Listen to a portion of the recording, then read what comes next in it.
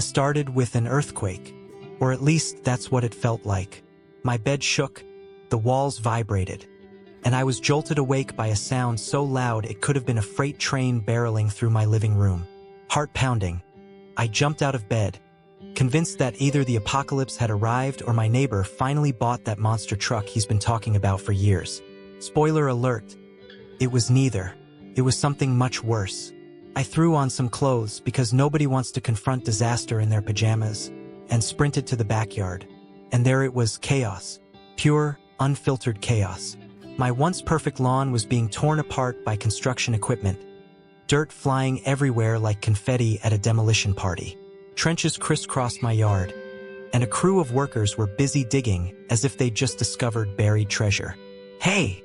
I shouted, waving my arms like a lunatic. "What the hell is going on?" One of the workers glanced up, clearly unimpressed by my early morning fury. "Fiber optic installation," he said casually, like that explained everything. "Fiber optic installation?" I repeated, trying to keep my cool. "On my property?" "Yeah," he said with a shrug. "The HOA hired us." And just like that, my blood pressure skyrocketed. The HOA, those self-appointed overlords of suburban life, had decided to turn my backyard into their personal construction site without so much as a courtesy call. No warning, no permission, just bulldozers and bad attitudes. Now, let me ask you, what would you do if you woke up to find strangers digging up your yard? Would you lose your mind? Would you call the cops? Or would you grab a shovel and start fighting back? Because let me tell you, I was tempted to do all three. But first, I needed answers. So I marched up to the guy holding the clipboard, the universal symbol of "I'm in charge," and demanded an explanation. "Look," he said with a sigh, clearly wishing he were anywhere else but here. "We're just doing our job." "Your job," I snapped, "is destroying my property without permission." He shrugged again, his favorite move, and pointed to the trenches as if they were some kind of masterpiece. "It's for fiber optic cable," he said. "The HOA signed off on it." "Oh, really?" I said, crossing my arms. "Did they sign off on trespassing too?" The guy didn't answer, probably because he didn't have one, and went back to his clipboard like I wasn't even there. At this point, I was seeing red. My lawn looked like it had been hit by a meteor shower, and these people were acting like it was totally normal. So I stormed back inside and started digging through every HOA document I could find. Newsletters, meeting minutes, violation notices, you name it. And guess what? Not a single mention of fiber optic cables or digging up private property. Furious doesn't even begin to describe how I felt. This wasn't just an inconvenience. This was a blatant violation of my rights as a homeowner. So I did what any rational person would do. I called Karen. Yes, Karen, the president of our HOA and the living embodiment of passive-aggressive authority. She answered on the third ring with her usual fake cheerfulness. "Hi, Jack," she chirped. "What can I do for you? What can you do for me?" I repeated, barely containing my rage. "You can explain why there are strangers digging trenches in my backyard." "Oh," she said innocently, as if she had no idea what I was talking about. "That must be the fiber optic installation." "Yes," I said through gritted teeth. "The fiber optic installation that nobody bothered to tell me about."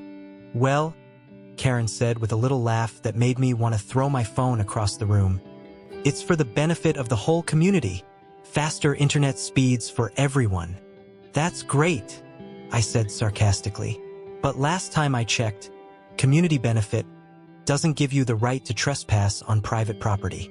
There was a long pause, long enough for me to imagine her frantically flipping through some HOA handbook looking for an excuse. Finally, she said in her most condescending tone, "It's all perfectly legal, is it?" I asked.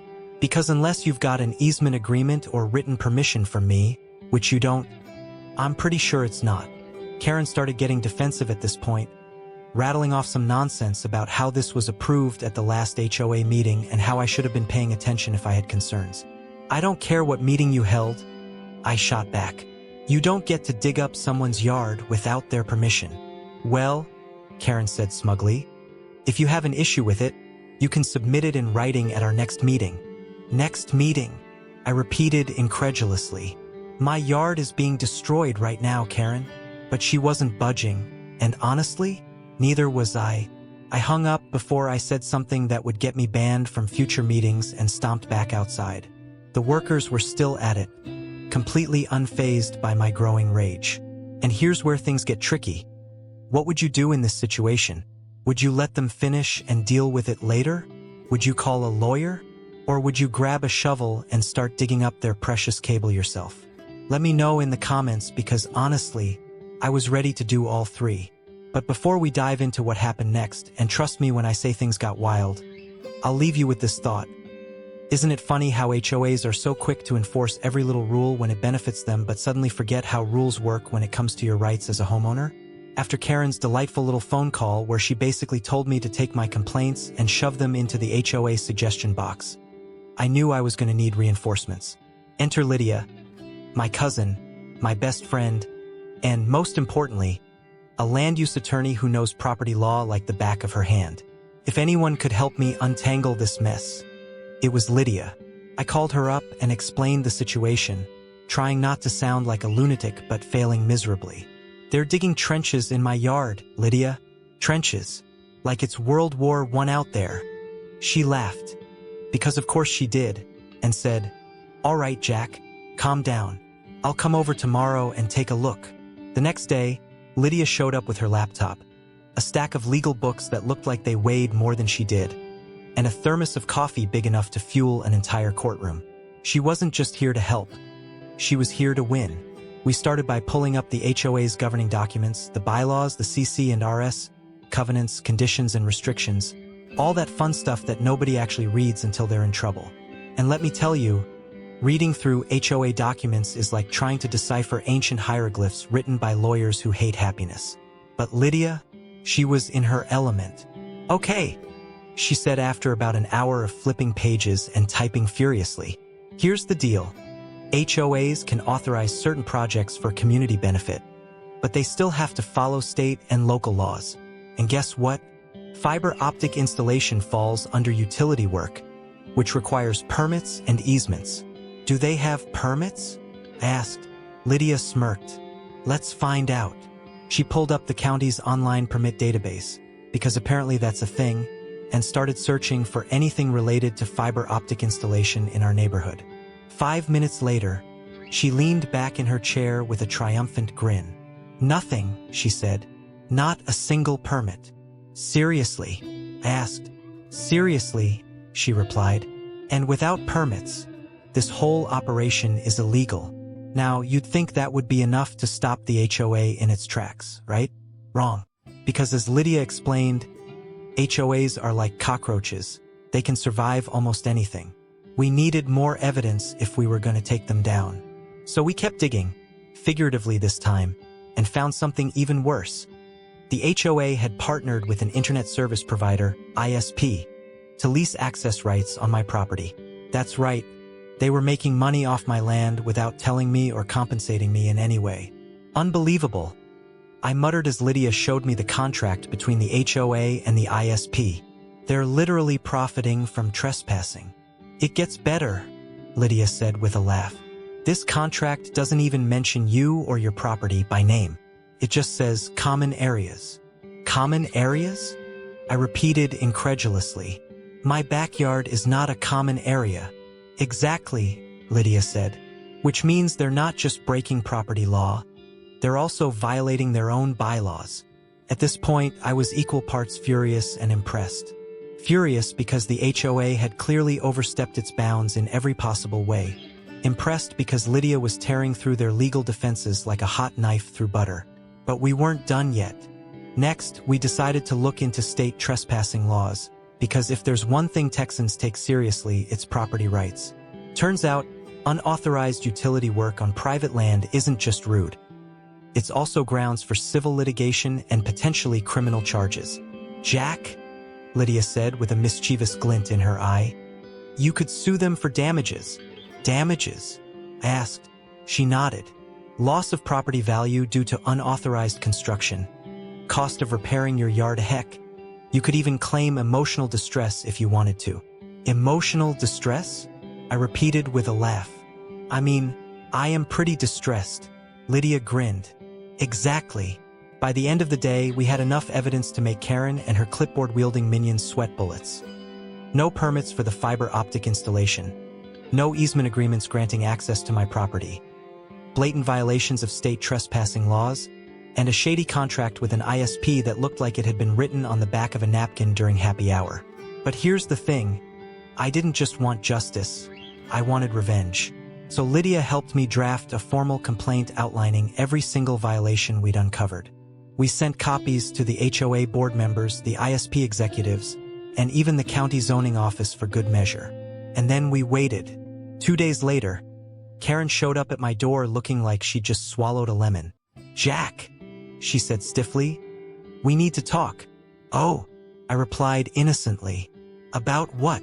She sighed and launched into some half-hearted apology about how there must have been a misunderstanding and how they were willing to work things out if I agreed to drop my complaint. I let her ramble for a good 5 minutes before cutting her off. "Karen," I said calmly, "this isn't a misunderstanding. It's trespassing. And unless you want this to turn into a lawsuit that costs you your job and your reputation, you'd better start fixing it." Her face turned bright red, like tomato red, but she didn't argue. Instead, she promised to halt all construction until they could sort out the legal issues. And just like that, my backyard went from being a war zone back to being mine again. Now here's where things get funny. After Karen left, Lydia turned to me with that mischievous glint in her eye again. "You know," she said casually, "if you really wanted revenge." "What?" I asked. "You could dig up their cable yourself," she said with a grin. I laughed because honestly, the thought had crossed my mind more than once. But that's another story for another day. Let me tell you how things escalated from mildly annoying HOA drama to full-blown backyard revenge operation. After Karen's pathetic attempt at apologizing and halting construction, I thought I'd finally get some peace. But guess what? The trenches were still there. The fiber optic cable was still buried, and my yard still looked like it had been attacked by a herd of wild boars. It was clear the HOA wasn't going to fix this mess anytime soon. So I decided to take matters into my own hands, literally. Now, I'm not usually one for manual labor. My idea of a productive weekend involves binge-watching crime documentaries and eating snacks that require zero prep. But desperate times call for desperate measures. So I grabbed a shovel, put on my oldest pair of sneakers, and marched out to the battlefield that used to be my backyard. Let me tell you something about digging up fiber optic cable. It's not glamorous. It's not fun. And it's definitely not easy. The ground was hard-packed. The trenches were uneven. And every time I hit a rock or a root, I cursed the HOA under my breath. But you know what kept me going? Pure, unadulterated spite. Every shovelful of dirt felt like a tiny victory against Karen and her clipboard army. After about an hour of sweating, swearing, and questioning every life decision that led me to this moment, I finally uncovered the cable. There it was, sleek, shiny, and completely out of place in my yard. Part of me wanted to just yank it out and toss it onto Karen's driveway like a trophy. But then I remembered Lydia's advice: keep it professional, or at least pretend to. So instead of ripping it out in a fit of rage, I carefully disconnected the cable at both ends and coiled it up neatly. And when I say neatly, I mean obsessively neatly, like I was wrapping a Christmas present for someone I hated but still wanted to impress. Then I carried the coil to the edge of my property and left it there with a handwritten note taped to the top. Unauthorized installation removed by owner. Please contact Jack for further inquiries. Now, you'd think that would be enough to send a message, right? Wrong. Because no sooner had I finished my DIY excavation project than Karen showed up at my door looking like she just found out her favorite coffee shop stopped serving oat milk. "Jack," she said in her most condescending tone. "What did you do?" "What did I do?" I repeated with mock innocence. "Oh, you mean the part where I removed the illegal cable from my property? That." Karen looked like she was about to explode. "You can't just..." "Actually," I interrupted, "I can. And I did." She sputtered for a moment before switching tactics. "Do you realize how many people rely on that cable for internet access? Do you realize how many people rely on their property rights being respected? I shot back. Karen tried to argue some more, something about community benefits and shared responsibilities, but honestly, at this point, I wasn't even listening. Instead, I pulled out my phone and started recording her meltdown because if this thing went viral, at least I'd have evidence that she was as unhinged as she sounded. Eventually, Karen stormed off in a huff, muttering something about lawsuits and consequences. And honestly, that should have been the end of it. But no, because apparently Karen doesn't know when to quit. The next day, 2 guys from the ISP showed up at my door looking nervous as hell. They introduced themselves as John and Mike, your typical corporate types with matching polo shirts and an air of desperation, and asked if they could discuss the situation. Sure, I said with a smile that probably looked more threatening than friendly. Come on in. We sat down in my kitchen, me on one side of the table with Lydia's legal notes spread out like battle plans, them on the other side looking like they'd rather be anywhere else. So, John began awkwardly. We understand there's been some confusion regarding the installation. Confusion, I repeated with a laugh. There's no confusion here. You installed your cable on private property without permission or permits, and then partnered with the HOA to profit from it. Mike cleared his throat nervously. Well, we're hoping we can come to an agreement. An agreement? I said, raising an eyebrow. You mean something other than trespassing? They both looked uncomfortable, which was exactly what I wanted, and started fumbling through their pitch about how important high-speed internet is for the neighborhood and how they were willing to work with me to resolve this issue. All right, I said after letting them squirm for a bit. Here's my counteroffer. You terminate your contract with the HOA and negotiate directly with me for access rights at triple your current rate. John blinked like he couldn't believe what he'd just heard. Triple, I repeated firmly. Mike tried to argue that my rate was unreasonable, that it would hurt their bottom line, but honestly, at this point, I didn't care about their bottom line. I cared about mine. You see that coil sitting at the edge of my property? I said calmly. 1 shovel and 20 minutes. It's gone. That shut them up real quick. After some awkward silence and whispered back and forth between John and Mike, they finally agreed to my terms because honestly, what choice did they have? By the time they left my house, Lydia was practically high-fiving me from across the table.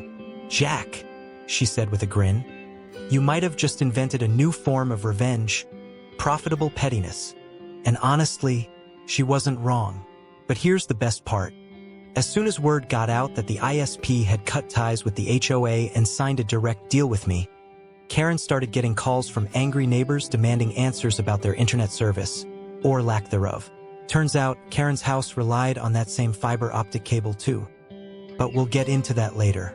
For now, let's just say justice tastes sweeter when served with a side of spite, and maybe a little profit on top. Alright, so after my little negotiation with the ISP, I thought I'd finally reached the pinnacle of petty revenge. Triple the rate for access rights? A direct contract with me instead of the HOA? Karen humiliated and scrambling to explain the sudden internet outage to angry neighbors? It was a win on all fronts. But as it turns out, the HOA wasn't done with me yet. Oh no, Karen and her band of clipboard warriors were about to make one last desperate attempt to save face. And let me tell you, it was glorious. It started with a letter.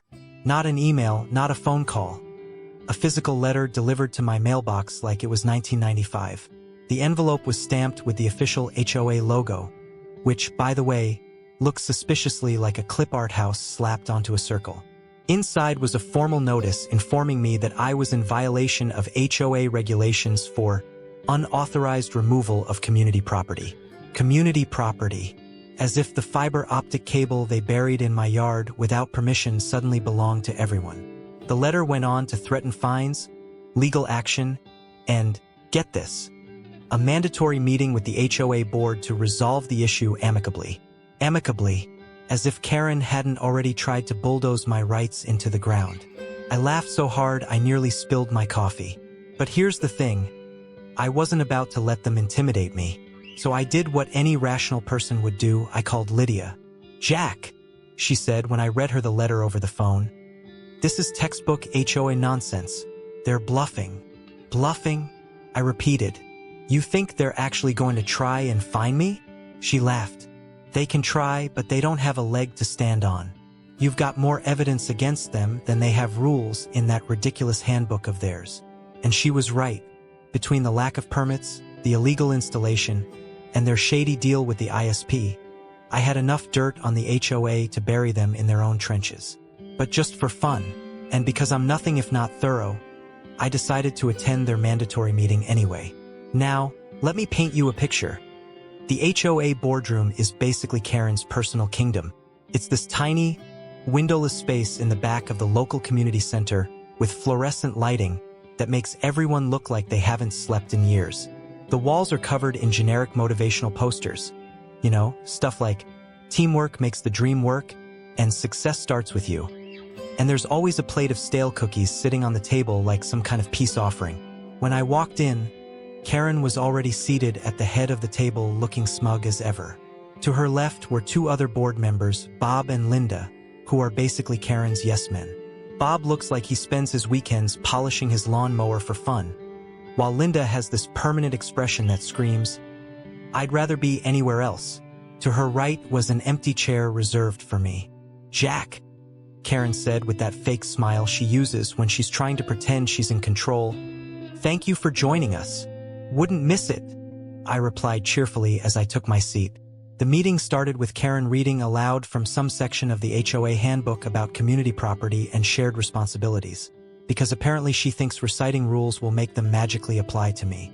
She went on about how my actions had disrupted internet service for dozens of residents and how it was my duty as a homeowner to contribute to the greater good of the community. "Karen," I interrupted after about 5 minutes of her nonsense. "Let me stop you right there." She frowned but didn't say anything. "First of all," I continued, "the cable wasn't community property. It was illegally installed on private property without permits or permission." "That's not true," Karen snapped. "Oh, really?" I said as I pulled out Lydia's stack of evidence and slid it across the table. "Because according to county records, there are no permits for fiber optic installation in this neighborhood." Karen glanced at Bob and Linda for backup, but they both avoided eye contact like kids who just got caught stealing cookies from the jar. "And second," I added, "the ISP has already terminated their contract with the HOA and signed a direct agreement with me. So if you want access rights to my property again, you'll need to negotiate with me at triple your original rate." Karen's face turned bright red, like tomato red, and she started stammering about how this wasn't fair and how I was being unreasonable. "Unreasonable," I repeated with a laugh. "Karen, you trespassed on my property without permission and tried to profit from it behind my back. If anything, you're being unreasonable." At this point, Linda finally spoke up, probably because she couldn't take Karen's meltdown anymore. "Jack," she said hesitantly, "is there any way we can resolve this without going to court?" I leaned back in my chair and pretended to think about it for a moment before replying, "Sure. You can pay me damages for trespassing and agree never to use my property for HOA projects again." Karen looked like she was about to explode. "That's outrageous," she shouted. "No," I said calmly. "What's outrageous is burying fiber optic cable in someone's yard without asking." The room went silent after that, except for Bob nervously munching on one of those stale cookies, and eventually Karen begrudgingly agreed to my terms. By the end of the meeting, I walked out feeling like I just won an Olympic gold medal in pettiness. Not only had I shut down their ridiculous fines and threats, I'd also secured damages and guaranteed that they'd never touch my property again. But here's where things get funny. As soon as word got out about what happened at that meeting, Karen started getting calls from angry neighbors demanding answers about their internet service, or lack thereof. Turns out, cutting ties with the ISP meant cutting service for half the neighborhood, including Karen herself. After that glorious HOA meeting where Karen had to eat a big ol' slice of humble pie, I thought the saga was over. I mean, I'd gotten everything I wanted: damages for trespassing, a legally binding agreement that they'd never touch my property again, and the sweet satisfaction of watching Karen's face turn redder than a stop sign.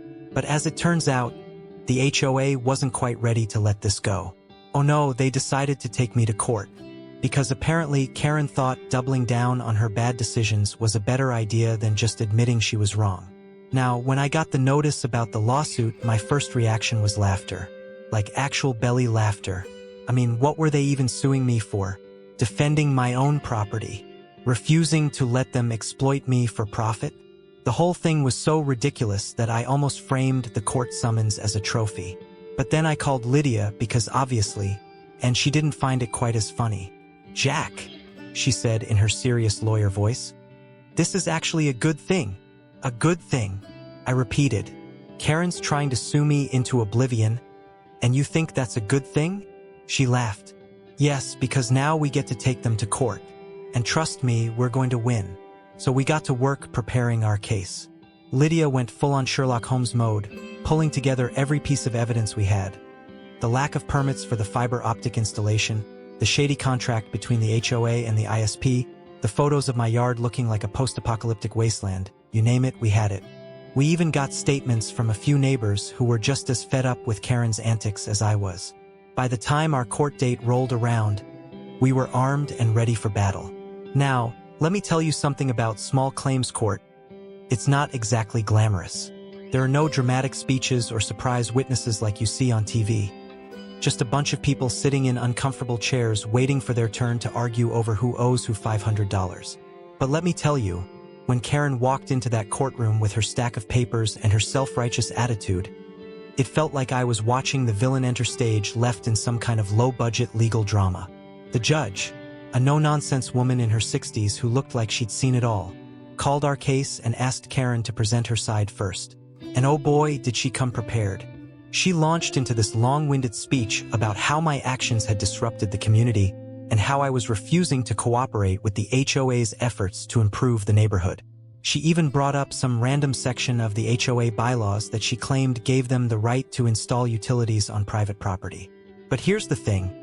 Karen didn't have any actual evidence to back up her claims. No permits, no easement agreements, nothing but her own inflated sense of authority. So when it was my turn to speak, or rather Lydia's turn, she absolutely tore Karen's argument apart. "Your Honor," Lydia began with a smile that could have melted steel.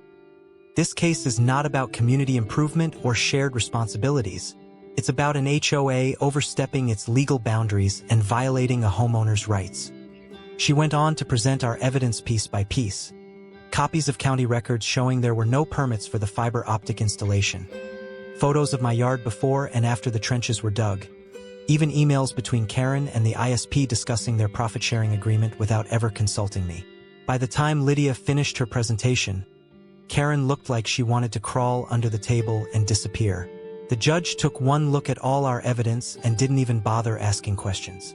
She ruled in my favor almost immediately, ordering the HOA to pay damages for trespassing and breach of fiduciary duty. She even threw in a little lecture about respecting property rights and following proper legal procedures, which was basically just icing on the cake. But here's where things get really good. After court adjourned and everyone started packing up their things, Karen came up to me with this forced smile plastered on her face. "Jack," she said through gritted teeth, "I hope we can put all this behind us and move forward as neighbors." I stared at her for a moment, trying to decide if she was serious or just delusional. Then I smiled back and said, "Of course, Karen. Moving forward sounds great. As long as you stay off my property." She didn't say anything after that, just turned around and walked away like someone had deflated her balloon. Now, you'd think that would be the end of it, and for once, you'd be right. The HOA paid up, begrudgingly. The ISP honored our new contract without any issues, and my yard finally went back to being just my yard. But here's the cherry on top. With all that extra cash from damages and my new lease agreement with the ISP, I decided to throw a little barbecue for my neighbors, a kind of celebration/middle finger to the HOA kind of thing. We had burgers, hot dogs, cold drinks, oh, and free Wi-Fi courtesy of my shiny new fiber optic connection. Everyone loved it, except Karen, of course. She didn't show up, shocker, but word got back to me that her internet still wasn't working properly because apparently her house wasn't included in the new ISP deal. Poetic justice? Absolutely. So what's the moral of this story? Simple. Don't mess with someone's property unless you're prepared to face the consequences. And if you're ever dealing with an overzealous HOA president who thinks they're above the law, just remember, a shovel and a good lawyer can go a long way. If you enjoyed the story, and honestly, how could you not? Make sure to like this video, share it with your friends who hate their HOAs as much as I do. Leave a comment below telling me your own HOA horror stories, because I know you've got them. And don't forget to subscribe for more tales of petty revenge and suburban drama. Thanks for watching.